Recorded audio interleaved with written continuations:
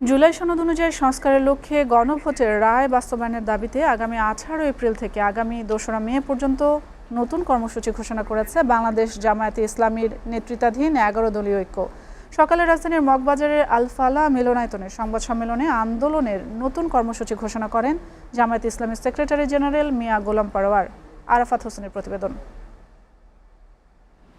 আব্দুল মাজেদ আতাহারি। রাজধানীর মগবাজারের আল ফালাহ মিলনায়তনে সংবাদ সম্মেলনে আন্দোলনের পরবর্তী এই রূপরেখা তুলে ধরা হয়। জামায়াতে ইসলামীর সেক্রেটারি জেনারেল মিয়া গোলাম পরোয়ার জানান, আগামী 18 এপ্রিল থেকে 2 মে পর্যন্ত টানা কর্মসূচি পালন করবে 11 দলীয় ঐক্য।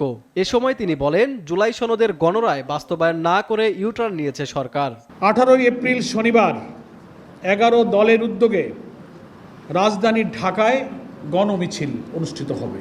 ঢাকার বাইরের সকল বিভাগীয় শহরে 25 এপ্রিল শনিবার গণমিছিল হবে 11 দলের উদ্যোগে। 3 মে মাসের 2 তারিখ 2রা মে সেদিনও শনিবার প্রত্যেকটি জেলা হেডকোয়ার্টারে জেলা 11 দলের উদ্যোগে বিশাল বিশাল গণমিছিল জেলা সদরে অনুষ্ঠিত হবে ইনশাআল্লাহ। দেশে জ্বালানি সংকট, ব্যাংক খাতের অব্যবস্থাপনা নিয়ে সরকারের কঠোর সমালোচনা করেন জামায়াতের এই নেতা।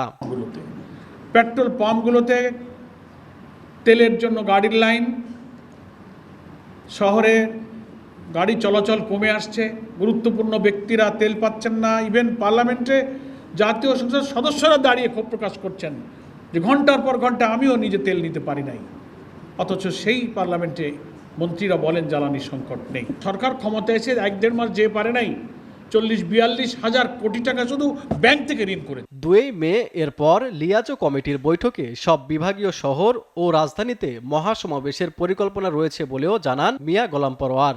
রাজধানীতে 11 দলের উদ্যোগে একটা বিশাল জাতীয় মহাসমাবেশের আয়োজন করে।